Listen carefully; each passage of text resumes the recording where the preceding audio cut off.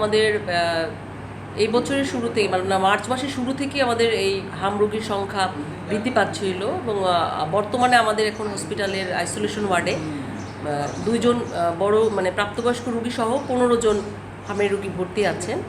আর আমরা যদি মার্চ মাসের শুরু থেকে এই পর্যন্ত তথ্য বিশ্লেষণ করি, তার মধ্যে আমাদের মোট 42 জন রোগী আমাদের এই পর্যন্ত ভর্তি হয়েছেন, যার মধ্যে 31 জন ছিলেন পুরুষ এবং 11 জন মহিলা।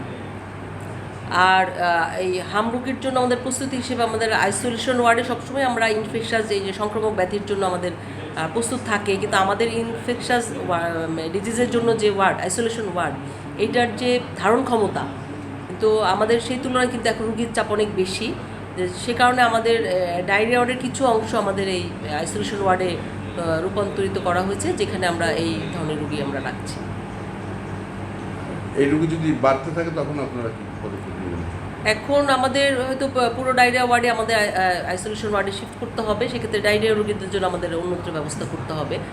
আপনারা জানেন যে যেহেতু হাম একটা মানে হাইলি কন্টাজিয়াস রোগ, যে অন্য আরও পার্শ্ববর্তী অনেক রোগী থেকে আক্রান্তের ঝুঁকি থাকে, সেজন্য এই শিশুগুলোকে নর্মাল শিশু ওয়ার্ডে আসলে রাখা যায় না। যেখানে আমাদের শিশু ওয়ার্ডের স্বাভাবিক শয্যার 4 গুণ রোগী থাকে, সেখানে আসলে এই সংক্রামক ঝুঁকির রোগীগুলোকে সবসময় আলাদা রাখতে হয়। এবং আমাদের বড় রোগীর ক্ষেত্রে যে চ্যালেঞ্জ, যে এখানে বড়দের জন্য আলাদা কোনো আইসোলেশন ওয়ার্ড নেই। সেক্ষেত্রে আমাদের তাদের জন্য হয়তো আমাদের জেনারেল ওয়ার্ডেই আলাদা করে কর্নার করে আমাদেরকে এই রোগীগুলো রাখতে হয়।